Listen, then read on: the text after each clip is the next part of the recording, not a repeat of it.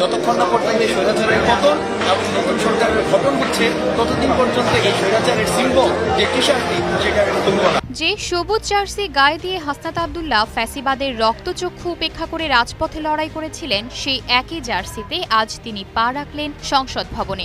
যখন তিনি শপথ নেবার জন্য সংসদে প্রবেশ করছিলেন তখন সবার নজর কেড়ে নেয় তার পরনে সেই চিরচেনা ঢাকা বিশ্ববিদ্যালয়ের ইংরেজি বিভাগের লোগো লাগানো জার্সিটি। হাসনাত যেন বেছে নিয়েছেন বিপ্লবের সেই স্মৃতিকে যা কোটি বাঙালির হৃদয়ে আজও সতেজ।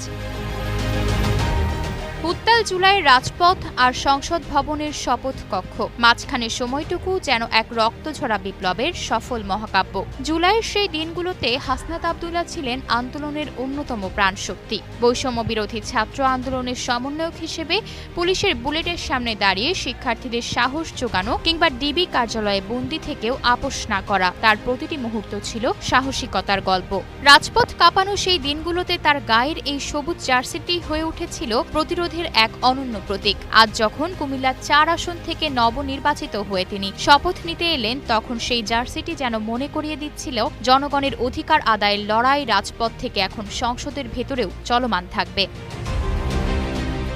শুধু হাসনাত বা নাহিদি নন, আজ এনসিপি থেকে নির্বাচিত ৬ জন সংসদ সদস্যই শপথ নিয়েছেন। ঢাকা ১১ থেকে নাহিদ ইসলাম, কুমিল্লা ৪ থেকে হাসনাত আব্দুল্লাহ, রংপুর ৪ থেকে আক্তার হোসেন, নোয়াখালী ৬ থেকে আব্দুল হান্নান মাসুদ, কুড়িগ্রাম ২ থেকে ডক্টর আতিক মুজাহিদ এবং নারায়ণগঞ্জ ৪ থেকে আব্দুল্লাহ আলামিন সবাই মিলে এক নতুন বাংলাদেশের স্বপ্ন নিয়ে সংসদে প্রবেশ করেছেন। হাসনাতের এই জার্সি পরে শপথ নেওয়া কেবল একটি পোশাক নির্বাচন নয়, বরং এটি রাজপথের সেই হাজারো শহীদের আত্মত্যাগ আর জুলাইয়ের চেতনাকে সংসদের হৃদয়ে চিরস্থায়ী করার এক সাহসী অঙ্গীকার।